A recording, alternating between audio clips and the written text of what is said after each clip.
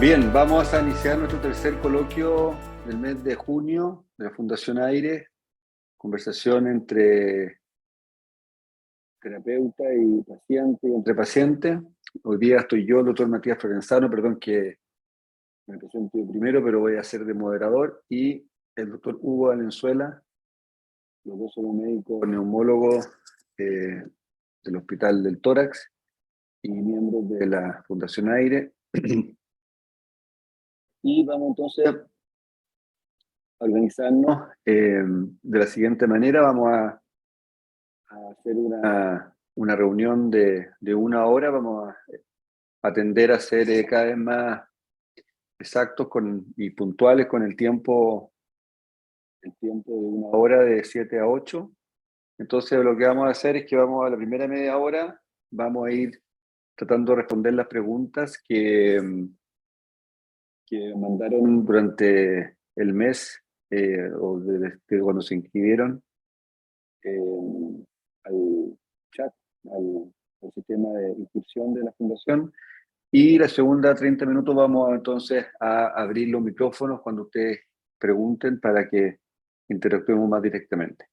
Pero hago hincapié en lo de la puntualidad de término a las 20 horas, por si pasa que no alcanzamos a responder todas las preguntas, en el entendido de que estas coloquios van a ser mensuales, entonces vamos a tener más oportunidades.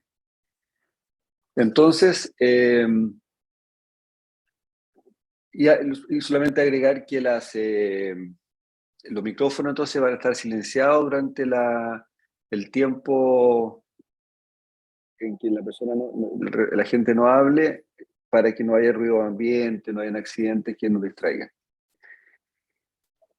Hola Hugo, ¿cómo estás? Hola Matías, bien, gracias, ¿Todo bien? todo bien, Un poco de frío así es. hasta ahora. Vamos a partir entonces. Hemos ordenado un poquito las preguntas en base a temática dentro de fibrosis. Entonces vamos a empezar con las primeras preguntas. Hugo, le preguntan respecto al diagnóstico de la enfermedad. ¿Qué pasa si luego de todos los exámenes, incluso una biopsia, no se encuentra la causa de la fibrosis? ¿Se considera idiopática? ¿Qué significa esto?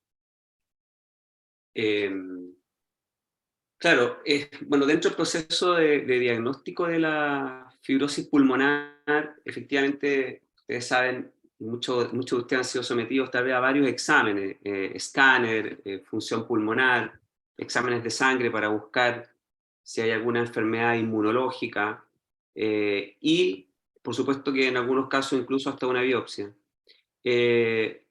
Uno espera con eso encontrar el diagnóstico en el gran porcentaje de pacientes, pero efectivamente hay un grupo pequeño de pacientes de los que no se logra tener un diagnóstico ni por la biopsia ni por los exámenes de sangre. Entonces, claro, un grupo de aquellos de los pacientes que les sucede eso efectivamente van a tener una fibrosis pulmonar idiopática. Ahora, eso depende del hallazgo en el escáner, porque la fibrosis pulmonar idiopática produce ciertas imágenes en el escáner de tórax que pueden ser bien específicas, pero también hay otro grupo no menor que se llaman inclasificables, que son un grupo de fibrosis pulmonares que a pesar de todo el estudio no se llega al diagnóstico y por lo tanto no se pueden clasificar con una causa definida. Y es un grupo que nosotros llamamos inclasificable, y ahí lo que queda es hacer un tratamiento más bien un poco apoyado en la principal sospecha diagnóstica, y a veces el seguimiento en el tiempo nos va dando la respuesta definitiva de qué tipo de enfermedad era la que produjo en el fondo la fibrosis inicialmente. De acuerdo. Preguntan, ¿cuándo se define que un paciente tiene fibrosis en estado avanzado? Ahí yo puedo responder que en general hablamos de avanzado cuando la persona desde que la persona empieza a necesitar oxígeno en general, y su función pulmonar se transforma en un número bajo, limitante, que fue muy importante para la actividad de la vida diaria, respecto a su capacidad de moverse sin desaturar y que necesita siempre oxígeno para hacer esfuerzos, aunque sean menores. Pero habiendo dicho eso, la palabra avanzado, que en esta enfermedad hemos aprendido que puede ser una nueva etapa de la enfermedad que puede durar mucho tiempo. Son diferentes etapas de la enfermedad. El avance es variable, no es el avance nunca es lineal, no va avanzando así en forma matemática en base a cómo se ha comportado anteriormente, por lo tanto es más bien como una escalera, decimos. Entonces, y los peldaños de la escalera son variables también, entonces hay periodos en que son largos tiempos en que la enfermedad se mantiene en un nuevo nivel y después puede bajar nuevamente por una crisis o por una progresión más lenta. Pero el estado avanzado se define por esa característica de básicamente el requerimiento de oxígeno para hacer movimiento, para hacer esfuerzo. Hugo, la pregunta en cuál es la proyección o el pronóstico de las enfermedades intersticiales o la fibrosis por enfermedades autoinmunes o reumatológicas. Bueno, el grupo, cuando uno enfrenta a un paciente con fibrosis pulmonar, les dice más o menos que uno se enfoca en 3 grupos, ¿verdad? Las fibrosis pulmonares idiopáticas, las fibrosis pulmonares que son por inhalación, ¿verdad? La neumonitis por hipersensibilidad, y ahí es donde los doctores preguntamos muchas veces por las catas, por las palomas, los hongos, etc. Y un tercer grupo, que son las enfermedades autoinmunes, o enfermedades reumatológicas. Entonces, esto es un grupo de enfermedades, no todas son iguales. Hay algunas enfermedades autoinmunes que producen una fibrosis pulmonar propiamente tal, o sea, el tejido pulmonar se va de alguna manera cicatrizando y endureciendo, y esas tienden a tener una evolución un poco más persistente en el tiempo, más permanente en el tiempo, o sea, van avanzando como muy parecido a la fibrosis pulmonar idiopática. Pero hay otras enfermedades autoinmunes que producen más bien cuadros de neumonitis, o sea, de inflamación pulmonar, que tienen muy buena respuesta a algunos tratamientos inmunodepresores o inmunomoduladores que llamamos, por ejemplo, corticoides, entre otras cosas. Entonces, esas tienen una evolución mucho más benigna, incluso muchas de ellas pueden revertir en un gran porcentaje o detener la inflamación y por lo tanto la enfermedad quedar ahí congelada de alguna manera. Entonces, un poco depende de qué tipo de fibrosis o qué tipo de enfermedad reumatológica. Por ejemplo, esclerodermia, artritis reumatoide pueden producir efectivamente cuadros más bien de fibrosis pulmonar que son un poquito más progresivas a veces y hay que tratarlas con antifibróticos.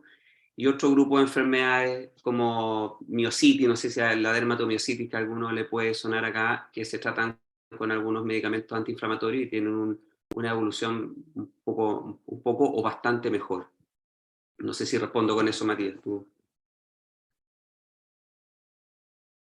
Perfecto, sí. Bien, respecto a los síntomas, una pregunta dice, ¿cuál es la saturación mínima que soporta el ser humano en movimiento? Y si la respuesta es que depende del paciente, ¿cuándo debo detenerme y no dejar que aún siga bajando a pesar de que yo aún pueda seguir en movimiento? Bueno, una excelente pregunta. En general, uno siempre se habla de 90% como el rango bajo el cual es peligroso que la persona persistentemente sature. Bajo 90% los tejidos, el cerebro, el corazón, los tejidos más importantes, los órganos más importantes sufren, tanto en forma aguda como crónica. Entonces, en general se trata de sugerir que las personas no saturen menos de 90%. El cuerpo humano se va adaptando y los pacientes con fibrosis pulmonar muchas veces eh, empiezan, entre comillas, a acostumbrarse a saturar bajo. Entonces, cuando la enfermedad es más avanzada, se baja un poquito más ese rango de aceptación y hablamos entre 85 y 90 como el rango en que la persona debería tratar de mantenerse. Entonces, lo que se dice que en estados más iniciales sobre 90 y en estados más avanzados sobre 85, la persona debería siempre velar por no bajar en reposo, en movimiento, en el sueño, en cualquier situación de la vida. Entonces, la cantidad de oxígeno que tiene que ponerse cuando tienen oxígeno es lo suficiente para evitar caer bajo esos rangos de hacer una indicación más práctica. Siempre las empresas de oxígeno lo indican, en mi opinión, mal, porque dicen use 1 litro por minuto, 24 horas o 14 horas al día. Eso está mal, o sea, cada persona tiene que usar lo que necesita para mantenerse sobre esos rangos de saturación. Y eso es variable y eso lo dice el saturómetro. Entonces, en ese sentido, el saturómetro es una buena herramienta para conocerse, pero también ojo con lo que se llama obsesionarse con la saturación. O sea, hay gente que empieza como a depender, estar todo el día mirando el saturómetro y eso también tampoco es vida. Entonces, el saturómetro hay que usarlo para conocerse y para poder aprender a usar el oxígeno de buena manera. Hugo, hay una pregunta que es, ¿qué hacer cuando hay un ataque de tos? Ya, sí. Bueno, es una pregunta bien frecuente. La fibrosis pulmonar es una enfermedad que produce efectivamente, dentro de sus síntomas, la tos es una de las más importantes. Habitualmente la tos se asocia mucho a periodos de agitación. Muchas personas que estando en reposo tranquilas no tosen, pero al momento de hacer un esfuerzo sí se produce tos, y eso pudiese ser de alguna manera una señal de que el oxígeno tiende a caer un poco en el esfuerzo. Entonces, claro, ahí sin fármacos uno diría detener el esfuerzo, descansar, tomar aire por la nariz, no desesperarse y empezar a tomar aire por la boca. Uno toma el aire con partículas, con tierra, etc. Lo ideal es ahí tomar aire por la nariz, botarlo por la boca, respirar tranquilo. Hay personas que nos han contado, y esto es un tema bien de datos de los propios pacientes, que en el fondo abanicándose o poniéndose algún ventilador de estos chiquititos de escritorio en la cara, sintiendo ese airecito más frío y con un poquito de flujo, digamos, sobre la cara. Eso también los alivia bastante. Por supuesto, si uno tiene oxígeno en la casa, y entonces, bueno, poner el oxígeno en ese momento también alivia la tos de forma importante. Y también, por supuesto, uno puede echar mano a los medicamentos. Habitualmente en los hospitales, por lo menos en el Hospital Tórax, tenemos formulaciones de codeína en gotas que andan bastante bien para muchas personas y que pueden ser una buena herramienta para calmar la tos. Eso yo creo que son los consejos que habitualmente le doy a mis pacientes. De acuerdo.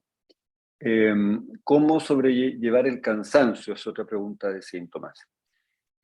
Bueno, justamente los dos síntomas cardinales de la fibrosis son el cansancio o la disnea, que es la percepción de falta de aire, y la tos. Entonces son las dos preguntas que se hacen. El cansancio, bueno, hay que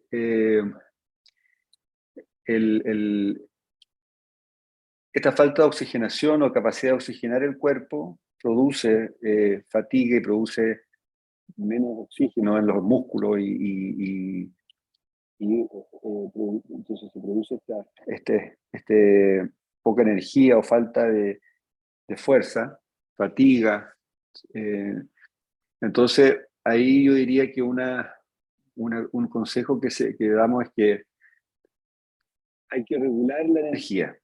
Entonces yo, por ejemplo, uso la comparación con la benzina de un estanque de benzina de un auto. O sea, si una persona tiene una capacidad pulmonar que está en un 50%, por ejemplo, que medimos con los exámenes, saber que esa es la benzina que tenéis para todo el día. Entonces, por ejemplo, muchas veces pasa que la persona se despierta animada, con energía y embalada y medio hiperkinético y hacen muchas cosas durante la mañana y se comen toda la energía durante el poco rato de la mañana y ya están a la hora del almuerzo sin energía y tienen que estar acostados recuperándose a penita. Entonces, en ese sentido es bueno tener ese como hacer conciencia de que tienen que regular el gasto energético durante todo el día. Entonces, ese 50% o sea, mitad de estanque de benzina tiene que durarles todo el día. Entonces, hacer las cosas, pero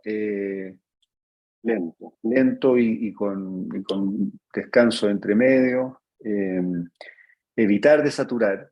Entonces, eso que, uniendo con la pregunta del oxígeno, cuando una persona desatura persistentemente mucho rato, bajo 85, bajo 90, va a acumular más cansancio. Entonces hay que evitar eso. Entonces la idea es que si no tienen oxígeno, descansar para recuperar la oxigenación y si tienen oxígeno, usarlo para prevenir que ocurra eso. Son pequeñas eh,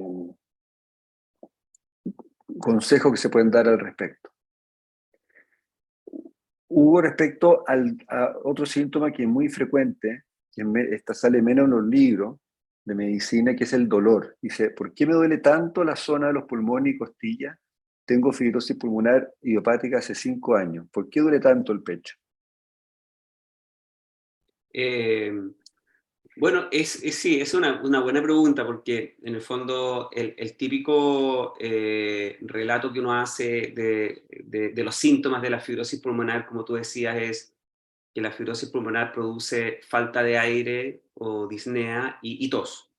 Entonces, el dolor no, los pulmones no duelen, uno dice. Entonces, claro, en la caja torácica, en el tórax, digamos, hay mucha estructura y efectivamente el pulmón es una estructura que duele poco o no duele, lo que duele es la membranita, la pleura, que es la membranita que recubre el pulmón y esa es la que duele cuando hay infecciones como neumonías o se junta líquido en los pulmones cuando hay infecciones severas o tumores a veces. Lo que uno más frecuentemente ve en pacientes con fibrosis pulmonar que refieren dolor del tórax es el dolor de la caja torácica, el dolor de la parrilla costal. Muchas veces hay un cuadro de tos que es una tos crónica o tos al hacer el ejercicio, el esfuerzo, como lo estábamos conversando, y esa tos de verdad que puede producir mucho dolor torácico. Nosotros vemos incluso fisuras costales, fracturas costales por tos. Entonces, la tos de verdad que puede ser un impacto muy potente para las estructuras de la caja torácica. Entonces, la gran mayoría de las veces, cuando hay tos en relación a, cuando hay, perdón, dolor en relación a fibrosis pulmonar, eso se puede manejar básicamente manejando el tema de la tos, porque yo creo que esa, en mi experiencia, es la primera causa. De acuerdo. Pasamos a una pregunta de alimentación. Dice, estoy siguiendo una dieta rica en zinc, piñones, avellanas, semillas de maravillas. Además, gluconato de zinc, que es un suplemento alimenticio, lo que me ha ayudado bastante. ¿Qué otros alimentos existen ricos en zinc? Bueno, el tema del zinc es una pregunta también muy preguntada porque creo que viene porque hay bastante investigación respecto al beneficio del zinc en fibrosis y el año pasado salió un estudio bastante promisorio, pero que muy inicial, que está hecho en ratones recién, que demostró que a nivel experimental en ratones el zinc sería beneficioso para la fibrosis. Entonces, como el zinc, como dice la pregunta del paciente, es bastante presente en la dieta, uno podría entonces decir hay que usarlo. Entonces, bueno, no sé, ahí la respuesta es, en fibrosis pulmonar hay mucha investigación de muchas líneas de moléculas y de elementos, y ya hemos pasado, Hugo más joven que yo, pero yo que soy más viejo, he pasado por muchas historias de investigación que quedan en el camino. Los trabajos de investigación tienen fases, fase 1, fase 2, fase 3, y excepto la pirfenidona y el nintedanib, todo el resto de las investigaciones han quedado en como no útiles, inclusive algunas dañinas. Entonces el zinc, en términos de investigaciones de esa índole, está recién en fase 1 y hay que esperar en el futuro qué pasa con el avance del otro estudio para decir realmente compren zinc, usen tantos miligramos, qué sé yo. Pero por ahora yo creo que obviamente los alimentos ricos en zinc, las carnes rojas, las carnes de ave, los mariscos, los frutos secos, los cereales, las legumbres que tienen zinc, son todas fuentes de energía rica en zinc. Entonces creo que debería formar parte de una dieta balanceada de todas maneras. Eso. Pasando a las preguntas de tratamiento. Mi médico general me dio antibióticos por un virus. ¿Debo dejar el micofenolato mientras dura el tratamiento? La pregunta, Hugo. Sí, bueno, sí, el micofenolato es un fármaco que disminuye las defensas, un fármaco inmunodepresor. Eh, y la recomendación es cuando la persona tiene un cuadro de infección, debiese suspenderlo. Ahora, por supuesto que ahí depende mucho el tipo de infección. A veces es un simple resfrío con un poquito de catarro y un poquito de dolor de garganta, entonces uno toma paracetamol y en 2 días ya está bien, entonces probablemente ahí no es necesario suspenderlo. Pero efectivamente un cuadro viral ya con fiebre persistente, con un cuadro más allá de un resfrío común y corriente, sí, ahí la recomendación es suspenderlo para mejorar un poco la respuesta inmunológica a la infección que se está produciendo. Entonces sí, y si fue evaluado por un médico y lo encontró con un cuadro lo suficientemente importante como para iniciar un tratamiento antibiótico, yo creo que en esos casos sí se justifica. No así, creo yo, en los cuadros de, como les digo, resfrío simple, común y corriente, que dura un par de días y que responde bien a la terapia habitual. Ya. La próxima pregunta dice, remedios alternativos al Pirfenex, que sean eficientes y sin dosis.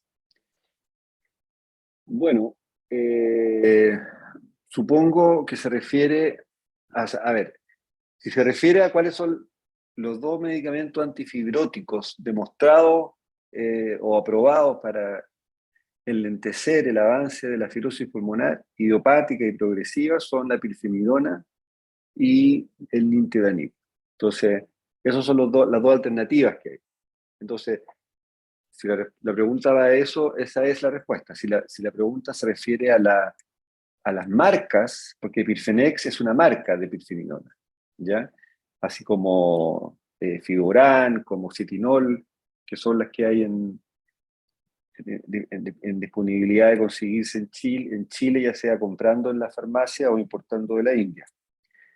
La dosis siempre es la misma, son tratar de llegar a los 2.703 miligramos diarios, separados en tres dosis de 801 miligramos cada vez con las comidas, con el desayuno, con el almuerzo y con la cena. Entonces ahí hay, como ustedes saben, diferentes dosificaciones. El Fiboran es de 267, por lo tanto ahí se tiene que usar 3 comprimidos en cada una de las tomas 3 veces al día. En cambio el Pirfenex se puede encontrar de 200, de 400 y de 800, uno. Entonces, pero todo eso, la matemática tiene que sumar 2.703 o 2.700 cuando son números redondos. Esta es la respuesta. Una pregunta como bien específica. Dice, hace 3 años tengo fibrosis pulmonar, el último sin tratamiento, mi peso actual es de 46 kilos y mido 1,73. Examen de sangre tomado en junio sin problema. Consulta. ¿Qué tratamiento debería tener en este momento?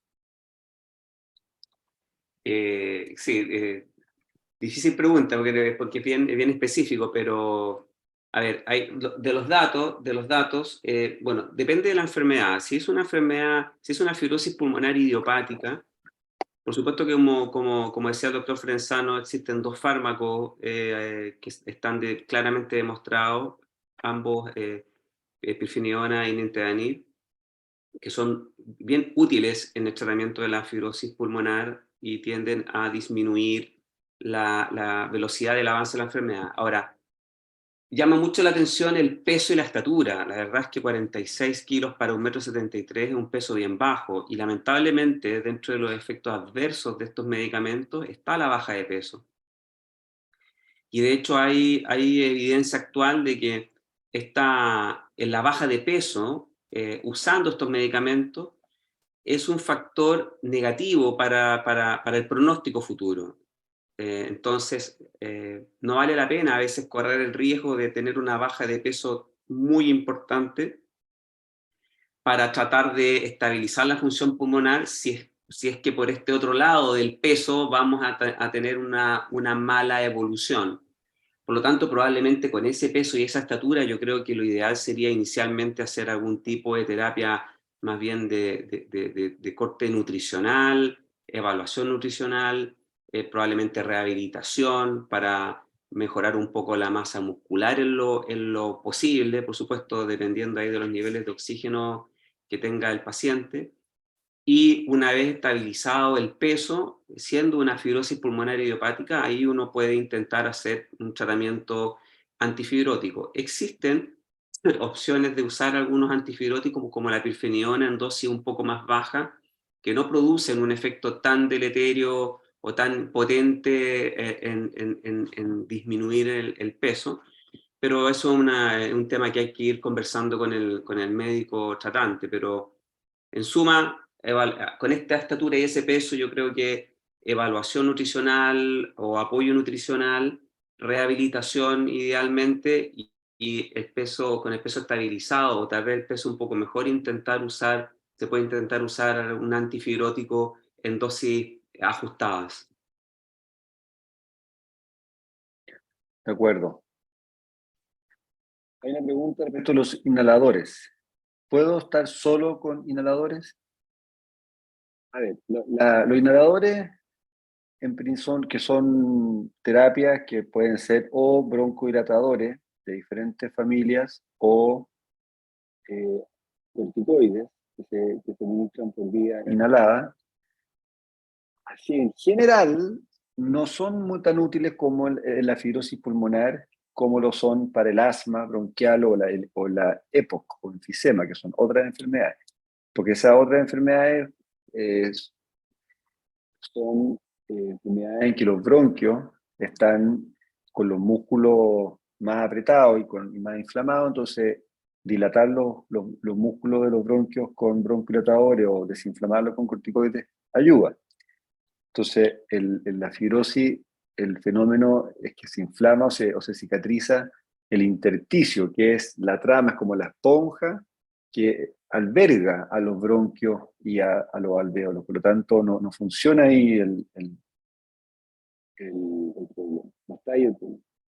Entonces, por eso en general nosotros, los del tórax por lo menos, no somos tan amigos de indicar inhaladores. Habiendo dicho eso, nos pasa mucho, y eso no sé, Hugo, tú qué opináis, pero me pasa mucho a mí que muchos pacientes llegan de la atención primaria o de otros hospitales en que como esta enfermedad pasa por un periodo largo en que se confunde con otras enfermedades y los pacientes consultan por tos, qué sé yo, entonces les dan inhaladores y se quedan pegados con Atrové, con Bromunipatrope, con Salbutamol o con otros inhaladores y que uno preguntarle a los pacientes te dicen que me sirven, que se alivian un poco de la tos, que se sienten un poco mejor. Entonces, cuando eso ocurre, se pueden usar, porque mal no van a hacer, si se usan correctamente desde el punto de vista de la dosis, con aerocámara, cuando son de inhaladores de dosis medida, con la precaución de lavarse los dientes, enjuagarse la boca después de usarlo para que no salgan hongos en la boca con los corticoides. Entonces, eso. en general es raro que sea la única terapia. Como les digo, es una terapia sintomática, o sea, es para el síntoma de tos o el síntoma de pecho apretado que puede ayudar un poco. No sé, Hugo, si tú opinas diferente o tienes otra idea. No, no, yo estoy bien de acuerdo. Yo en general lo que hago cuando efectivamente llegan los pacientes con la indicación ya de un broncodilatador, un inhalador, yo les pregunto si notan alivio, si efectivamente la persona usa el inhalador y nota alivio, baja la tos, sienten que se abre un poquito la vía aérea, respiran mejor. Yo los mantengo, por supuesto, ¿no? Yo creo que aquí el tema sintomático es bien importante, ¿no? No todos los medicamentos tienen que ir necesariamente al mecanismo de la enfermedad, sino que hay muchos medicamentos que nos ayudan a llevar mejor los síntomas. Y ahí sí yo prefiero habitualmente más el bromuro hipatropio, bromuro le dice habitualmente la gente, que el ipracin, más que el salbutamol que tiende a ser un poquito más taquicardizante, que puede producir un poquito de palpitaciones. Y en ese sentido yo, y si están con salbutamol, yo les aconsejo a veces cambiarse al bromuro hipatropio y mirar si con eso efectivamente tienen algún alivio sintomático. Las personas que no tienen alivio sintomático, que se hacen el puff y no sienten nada, la verdad es que lo pueden suspender, nomás les digo yo, no es necesario usarlo. De acuerdo. Ya, pues, logramos responder bastantes preguntas. Como les dije, en los próximos coloquios pueden volver a hacer preguntas quienes sintieron que no se respondieron la suya. Igual vamos a guardar las preguntas que no alcanzamos para nuestra base de datos de preguntas para las próximas veces que nos juntemos. Entonces, en esta media hora vamos a ofrecer la palabra a las personas que quieran ya sea preguntar o quieran exponer su situación o quieran dar su... Inclusive es bienvenido consejo. Por ejemplo, este tema de la alimentación, hay gente que ha investigado incluso más que nosotros al respecto, entonces se pueden también recibir retroalimentación del grupo. Entonces, quien quiera preguntar, puede levantar la mano ahí. Jorge Gómez. Alejandro, ¿le puede dar el micrófono a Jorge? Un momentito, a ver. Jorge Gómez, ya. No, no se escucha todavía. ¿No? Le estoy pidiendo que reactive el audio, pero no responde. Jorge, reactiva tú el audio ahí en tu computador. Aprieta en el micrófono, aprieta el micrófono. Ahí sí. Ah, no. ¿Se fue? ¿No? No, está ahí. Pero todavía sigue su micrófono como silenciado. Ahí sí, Jorge, ahora sí. Ahora sí. Ya mire, yo desde 2012 que tengo fibrosis pulmonar, ¿ya? ¿Ya? Y en ese tiempo yo pesaba cerca de 98 o 99 kilos. Ahora me he visto, estoy demasiado flaco, estoy como en 65 kilos. Esta enfermedad me va a producir otras cosas. ¿Y qué está usando de tratamiento?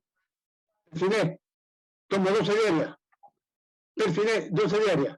Ya, De 200 claro, miligramos. ya. La doctora ahora me la cambió. Vamos a tomar 8, pero de 400 gramos cada una. Ya, perfecto. Bueno, el Pirfenex produce baja de peso porque baja el apetito, produce náusea, entonces es muy frecuente lo que a usted le pasa de bajar de peso y eso, lo peligroso de bajar de peso es que uno se desnutre y cuando uno se desnutre, las proteínas de los músculos bajan y pierde fuerza en los músculos para respirar, entonces es súper importante tratar de hacerse asesorar por nutricionista, Ya. para mejorar el valor de la proteína de la dieta, para hacerle contrapeso a la pérdida de peso por el remedio. Cuando es mucho la pérdida de peso, se puede conversar para cambiar la molécula y cambiar a la otra droga que hay, que es el Nintedanib, que no produce tanta baja de peso. Igual produce problemas como diarrea en algunas personas, y igual bajan de peso. Las dos drogas no son muy buenas. Estamos esperando que en el futuro salgan medicamentos mejores. Pero ahí el consejo sería contrarrestar la baja de peso con nutrición y con ejercicio muscular, con rehabilitación, porque la rehabilitación logra fortalecer los músculos de vuelta, po. En ejercicio dice usted, ¿puede hacer bicicleta? Claro, ¿usted dónde vive? Acá en Coquimbo. Por eso ahí lo que puede probar es ver cómo le va en la sala aérea del CESFAM de Coquimbo, y ver si la sala aérea, el kinesiólogo o kinesióloga, lo puede ayudar con una pauta de ejercicio que usted pueda replicar en su casa, bicicleta, banda elástica, y además lo de nutricionista. Son esas dos cosas lo que yo le sugiero pelear ahí en Coquimbo para que lo ayuden. Ya, muchísimas gracias. De acuerdo. Un saludo, don Jorge. Erika. Hola, doctor, buenas tardes. Yo soy Erika Pinto, tengo hace 5 años la fibrosis, ¿cuánto se llama? Idiopatía, no sé cuántito. Idiopática, sí. ¿Cómo? Idiopática. Ya, estoy con Perfinet, pero yo tengo 2 inhaladores, porque el médico me dice que tengo que usarlo. Y usted, por lo que yo escuchaba, que los inhaladores no hacen bien. Yo tomo el salmeterol y el bromuro. Yo de que sufrí COVID, estuve muy delicada al inicio de la pandemia, y quedé con esas molestias que quedan. Yo digo que son los pulmones, pero ustedes dicen que los pulmones no duelen. Para mí el dolor me invalida porque me toma con la zona de los pulmones aquí atrás hacia la costilla. Según el médico que me vio, era tema de la contraindicación que quedó por el COVID, la primera vez, porque he tenido COVID 2 veces. Ya. Pues ese dolor a mí me tiene ningún médico me ha calmado esa molestia. Y el segundo cólico que se habló, decía que uno podía tomar la pregabalina. ¿Así es? Yo tomo uno en la noche. Ya.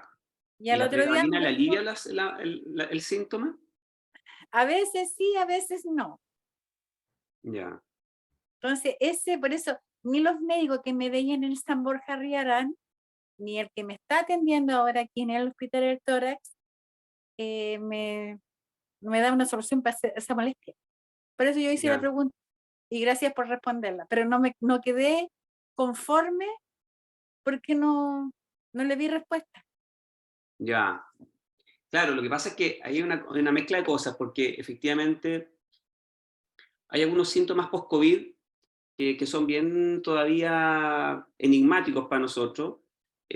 Uno de ellos es el dolor torácico. De verdad, muchas personas que tuvieron COVID serio, digamos, COVID severo, quedaron después con algunos dolores torácicos que al momento de hacer escáner y buscar causas, de verdad que no se encuentran. Entonces ahí es donde está esta teoría de que pueden ser dolores de tipo neuropático, y por eso se usa la pregabalina, porque la pregabalina no es un analgésico común y corriente, o sea, no es un medicamento para dolores en general, sino que se usa un poco para calmar las alteraciones neurológicas que se pueden producir en ciertas zonas del cuerpo.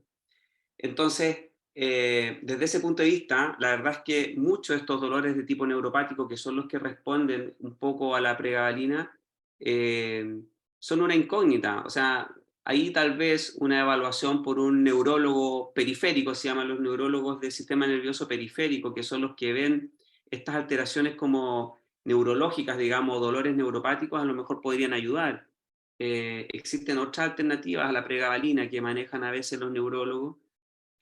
Por supuesto que siempre el descarte en el dolor torácico persistente, en el escáner de pulmón uno busca las alteraciones pulmonares que pueden producir dolor, como les decía, acumulación de líquido, infecciones, tumores, etc. Ahora, esos son dolores bien específicos, no son de tan larga duración, no son tan estables en el tiempo, sino que van aumentando en el tiempo, por ejemplo.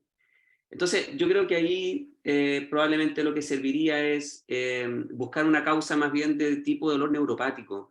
Y ahí tal vez sería bueno que la derivaran a un neurólogo del sistema neurológico periférico para ver si efectivamente hay alguna explicación, hay algún tratamiento un poco más específico y más efectivo desde ese punto de vista. Ahora, Yo, respecto a los... Sí. disculpe, yo pensaba que era por el tema de las consecuencias del COVID, porque yo estuve hospitalizada 2 meses aquí en casa con oxígeno, con 1,5 litros. Después al final quedamos en medio litro y digo yo, ¿por qué si ese dolor es tan, de verdad me invalida mucho, doctor? Sí, Pero a yo no veces puedo ni pasa. siquiera agacharme. A veces sucede que muchas veces esos dolores se pueden efectivamente deber a temas neuroradiculares, se llama, o sea, los nerviositos que salen de las vértebras hacia los lados por las costillas, pueden producirse pequeños como especies de aplastamiento, así como sucede con la hernia del núcleo pulposo, que tal vez alguien ha tenido una hernia lumbar por ahí que empiezan con dolores en las piernas como Sí, neuropático. Bueno, a nivel torácico también a veces se pueden ver dolores de ese tipo, pero claro, es un tema bien, bien de neurólogo, entonces a lo mejor efectivamente un neurólogo periférico la puede ayudar. muchas gracias por la respuesta. Don Nicolás, de la quinta región. Hola, buenas tardes, doctores. Buenas tardes, don Matías. Agradecido de poder participar. Yo quería hacer una consulta. Bueno, yo tengo fibrosis diagnosticado desde el año 2014. Hace más de 4 años, un poquito más, estoy tomando perfiniona, 9 cápsulas diarias. En un comienzo hubo un rechazo y después seguimos de a poco, tomándolas de a poco. Mi consulta va en relación a que ahora último tuve un fuerte resfrío que nunca antes me había pasado, que me tirara a la cama así, esto hace una semana y un poquito más. Demasiado fuerte. Y yo estaba recién vacunado contra la influenza y me había puesto la última dosis del COVID. Y posteriormente me vino este resfrío muy fuerte. Me atendieron en el CEFAM de acá de Limache y me dieron amoxicilina. Yo la verdad que no tuve tiempo la verdad que me sentía muy mal y la tomé. Tomé durante 7 días, acabo de terminar hace poco. Ayer nomás de tomarme la dosis que me correspondía y por lo menos no he tenido fiebre, pero me siento demasiado cansado, quedé con mucha tos y a pesar de que hago ejercicio diario, porque digamos, tengo una rutina de ejercicio de kinesiólogo y me ayudo para botar la flema y todo eso. Eso lo hago habitualmente desde antes. Igual noto que me terminé mucho más cansado. O sea, este último resfrío parece que me agarró más fuerte. No sé qué consecuencia me habrá causado. No sé si eso digamos, es así. A las personas que estamos con este tipo de enfermedades nos afecta más que a otros. Pero yo sigo saturando 94, 95, y cuando voy al baño sí que ahí me baja el tiro menos de 90 y ahí ocupo oxígeno. Sí. De acuerdo. Gracias, Nicolás. Aprovecho tu pregunta para dos temas. Uno, el tema de las vacunas. Recordar que las vacunas lo que hacen no es que eviten que te dé la enfermedad, la influenza o el COVID, sino que hace que te dé menos fuerte, te dé menos grave. Entonces te puede dar la influenza, pero te da más suave. Entonces por eso mucha gente dice, ¿cómo me dio influenza si me vacuné? No resulta la vacuna, me sumo a la marcha antivacuna. Entonces, no, la vacuna tiene ese rol, que te dé menos fuerte. Y muchas veces pasa que uno se vacuna y como las vacunas, por ejemplo, tú, que te pusiste la vacuna y después te resfriaste, muchas veces uno hace la junta de decir, me enfermé por la vacuna. Y tampoco estoy de acuerdo. O sea, en general coincide que justo estamos ahora en una epidemia de virus terrible, con BRS, adenovirus, influenza, COVID, están todos los virus juntos dando vuelta. Entonces, uno se vacuna, se agarra un BRS, por ejemplo, un virus sincicial, pero que no tiene nada que ver con la vacuna. Pues entonces, eso es importante también decir mi opinión de eso. Respecto a los antibióticos, los antibióticos son para las bacterias y los virus no para los virus. Entonces,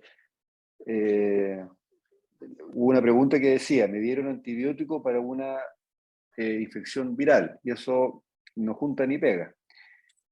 El tema es que en la fibrosis pulmonar es muy difícil para los médicos y para los pacientes y para todo el mundo, para los kinesiólogos, distinguir una bronquitis viral de una bacteriana en general, porque como le pasó a usted, como el paciente con fibrosis tiene menos reserva, es muy frecuente lo que te pasó a ti, de que el resfrío que en una persona sin fibrosis dura 3, 4, 5, hasta, no sé, pues 7 días. En la persona con fibrosis, esto decía yo de la reserva, el estanque de benzina, se te va a cero y cuesta mucho que vuelva a recuperarse. Entonces, un cuadro viral o infeccioso que a una persona que no tiene fibrosis que dura una semana, dura un mes en una persona con fibrosis, desde el punto de vista de los síntomas, de la tos y de la energía. Eso hay que tener paciencia, pero eso le pasa a todos, a gente con fibrosis. Y para redondear la idea de los antibióticos, uno debería tratar de no usar antibióticos cada vez que tiene más tos o un poco de flema, porque si no vaya a quedar resistente a todos los antibióticos. Pero habiendo dicho eso, es muy frecuente que uno sugiera ser un poquito más suelto de manga, por así decirlo, de usar antibióticos para evitar complicaciones de algo bacteriano que generalmente son más graves que las cosas virales. Eso. Muchas gracias, doctor. Un abrazo. ¿Quién más quiere opinar, preguntar? Con toda confianza. Alguien de Punta Arena, por ejemplo, que quiera comentar, que la estoy mirando acá con un espejo atrás. Hola, muy buenas tardes. Yo tengo una pregunta que me está pasando este último tiempo. Estar saturando 94, 95, sin oxígeno, pero en reposo, tejiendo. Pero tengo esa sensación de estar obstruida. Eso la verdad es que me complica porque estar obstruida, saturando bien, no lo sé. Obviamente que al levantarme, no sé, prepararme una taza de té o otra actividad, obviamente voy con oxígeno, pero esa sensación de estar con oxígeno a veces hasta 96% y la sensación de estar obstruida. Eso es lo que me preocupa, o sea, dentro de mi casa no hay planta, casi no tengo polvo, una calefacción que es a pellet, hermético, que tira el aire caliente. No lo sé, no uso nada en spray. Tengo un perro con el que vivió ya, tiene 16 años, un perro más que se baña semanalmente, sus vacunas. No lo sé, he buscado qué es lo que me puede producir esa obstrucción. Tampoco estamos en primavera.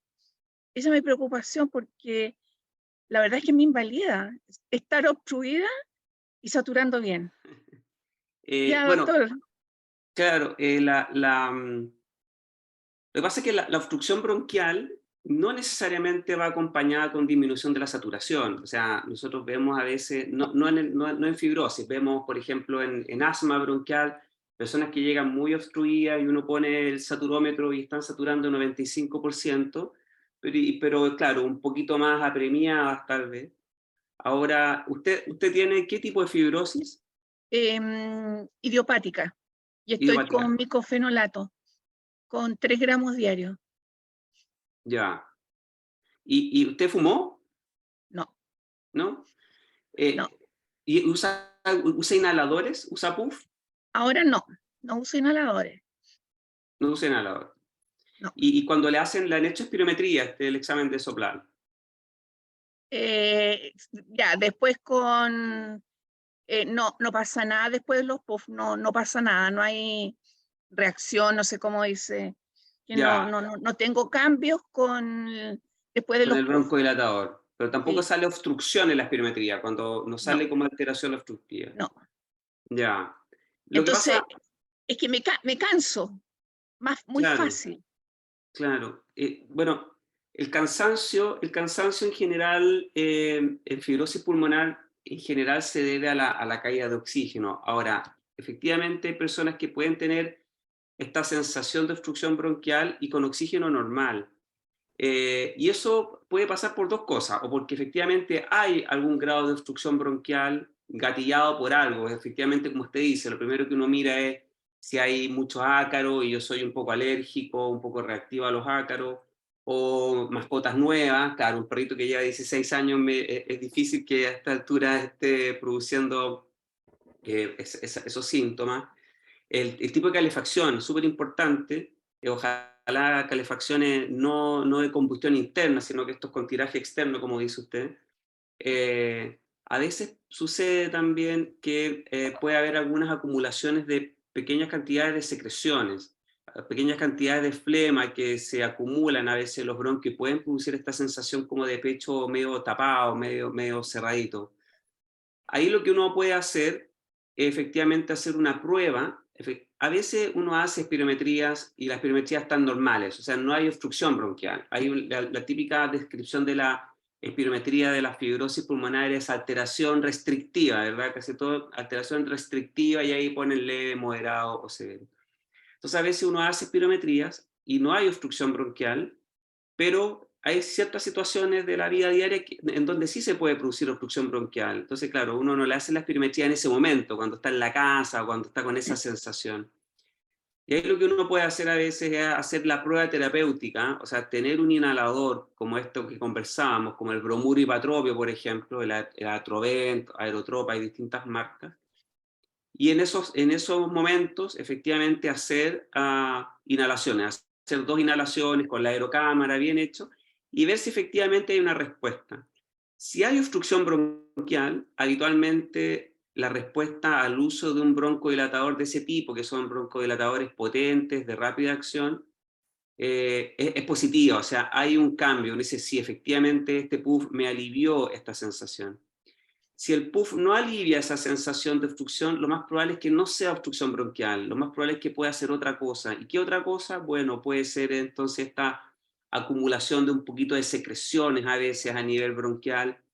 A veces hay algunos fenómenos de reflujo. Muchas personas que tienen fibrosis pulmonar tienen reflujo y ese reflujo también puede producir un poquito de secreción, un poquito de irritación de la vía aérea y eso a veces se puede sentir como un apretón en el pecho, un apretón de bronquio. Yo creo que esas son las respuestas que se me ocurre dar en estos momentos. Ya, ya. Muchas gracias, doctor. Por nada. ¿Quién más? Tenemos espacio para una última intervención, pregunta. La Sonia. Pero, Buenas tardes, Buenas dos tardes. mujeres acá. Bueno, mi mamá es la paciente, Sonia, yo la hija. Antes que nada, agradecerles estos coloquios, porque de verdad para las personas que son de regiones y tan distantes, es una alternativa súper motivadora cada final de mes, lo veo en mi mamá. Agradecerles el tiempo que ustedes también Qué bueno. tocan en beneficio de todos acá los que tienen la enfermedad. Yo quería hacer una pregunta respecto de los exámenes que se toman generalmente para los pacientes que tienen fibrosis, y quería saber si es que el escáner de tórax y la espirometría son como los exámenes que en general se deberían tomar para saber el avance de la enfermedad, digamos. Yo sé que los síntomas físicos también a veces dan señales, pero saber cuáles son como los más certeros, porque de repente los médicos de provincia, como no tienen tanta expertise, a los pacientes los someten a un montón de exámenes. A mi mamá le han tomado muchas radiografías y tengo entendido que la radiografía no es tan como específica para saber si hay un avance de la enfermedad o algo así. Era como esa la consulta. Claro, perfecto, muy buena pregunta. Claro, la radiografía en general no sirve. La radiografía sirve para ver en una urgencia si hay una neumonía, hay una cosa aguda en la urgencia, pero para ver el avance de la enfermedad, la fibrosis no se ve en la radiografía.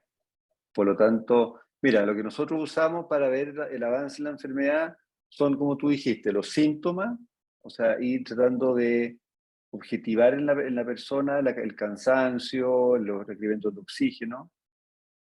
La espirometría, nosotros tenemos DLCO o difusión, que es no disponible en muchas partes en Chile, pero también lo usamos harto. Y también la caminata de 6 minutos. Pero en general la espirometría es lo que más usamos para ver. Entonces nosotros, lo ideal sería que la persona se pudiera hacer una espirometría cada 3-4 meses. Eso ni siquiera en el tórax lo logramos hacer, porque hay tanto paciente que el laboratorio no da abasto, entonces al final lo terminamos haciendo como cada 6 meses. Lo ideal se debería hacer cada 6 meses por lo menos una espirometría para ir viendo cuánto va bajando la capacidad pulmonar en la espirometría o se mantiene, que es lo que uno busca.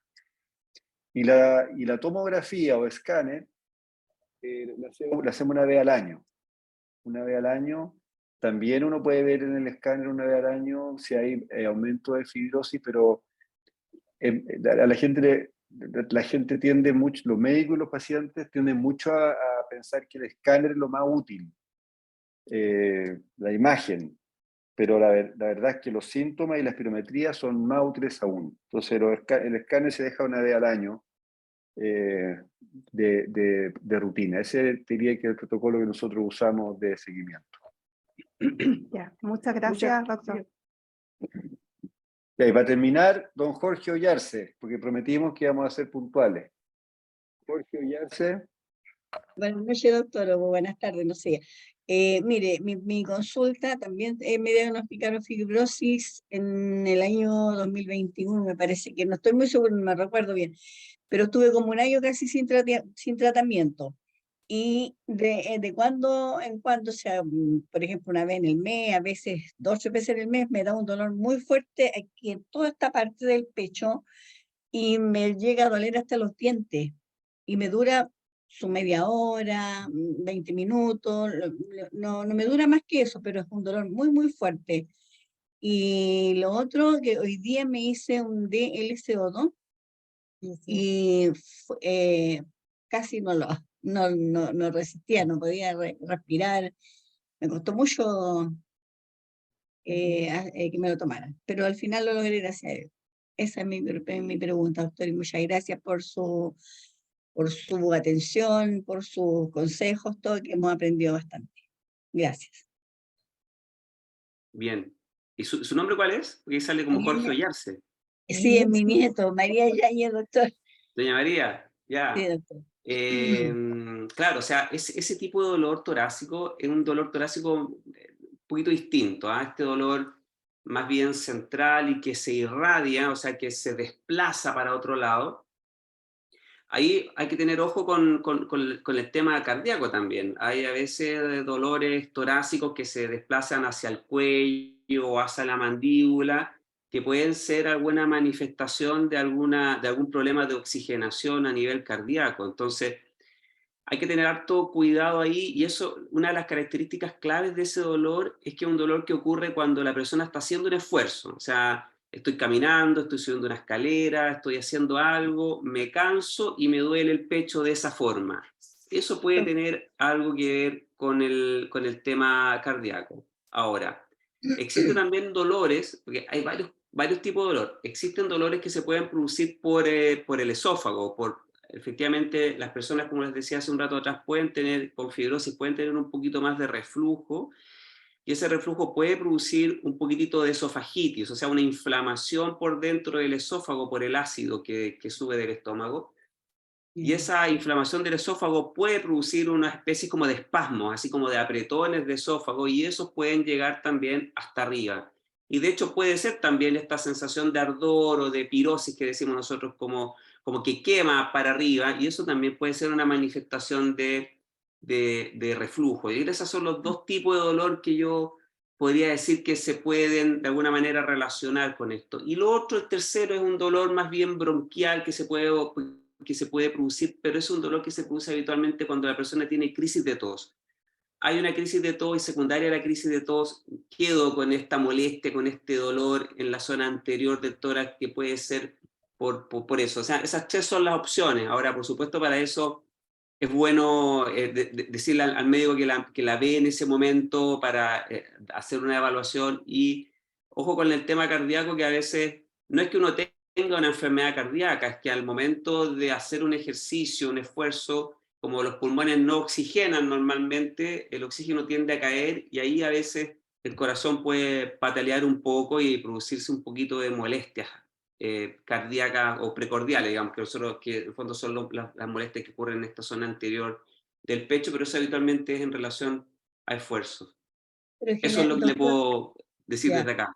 lo que a mí me pasa no es haciendo esfuerzo, es todo lo contrario, Ya, es la noche cuando de repente despierto del puro dolor, pero como le digo, no dura más de 20 minutos, media hora, y no tengo acidez ni ardor, nada, ya. de dolor. Mire, Es, bueno, sí, claro, a veces estos dolores de noche pueden ser, ojo que a veces existen los reflujos asintomáticos, ¿ah? ¿ya? Eso no es nada raro.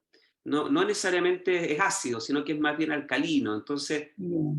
cuando se ocurre acostada, yo le contaría al doctor que la ve para ver si efectivamente se puede hacer algún tipo de estudio al respecto. Muchas gracias, doctor. Muchas Por gracias. nada. Ya, pues. Entonces, vamos a dar por terminada el coloquio. Espérate, Quiero antes dar...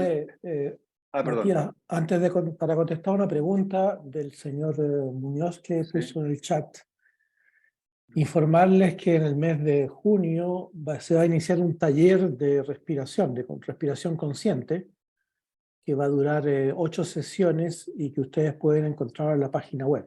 Porque él preguntaba cuáles ejercicios, algunos tests prácticos en materia de respiración. Entonces, para responderle a él, les sugiero que vayan a la página web y vean ese taller que se va a iniciar con una terapeuta a mediados del mes de junio, que dura 8 sesiones y que está específicamente centrado en materias de respiración. Eso. Perfecto. Genial. Gracias, Alfonso. Bueno, Alfonso es nuestro director de todo esto. Él es la mano que está detrás de toda esta organización, así que doy las gracias acá en nombre de todos y todas. Ya, pues que estén muy bien. Nos vemos entonces en el próximo coloquio que nos toque. Probablemente el doctor Reyes va a estar en el próximo, y va a estar invitando a diferentes también especialistas de otras áreas también, kinesiólogos y reumatólogos, para que ustedes vayan poniendo ahí en sus páginas, en la página, lo que a ustedes les parecería buena idea. Que estén muy bien. Muchas Chao. gracias, doctor. Muy buenas Gracias a los dos noches doctores. a Muchas todos. Buenas gracias. noches. Gracias. Buenas Hasta noches. luego. Chao, Yasna, chao, Adriana. Chao, Matías, chao.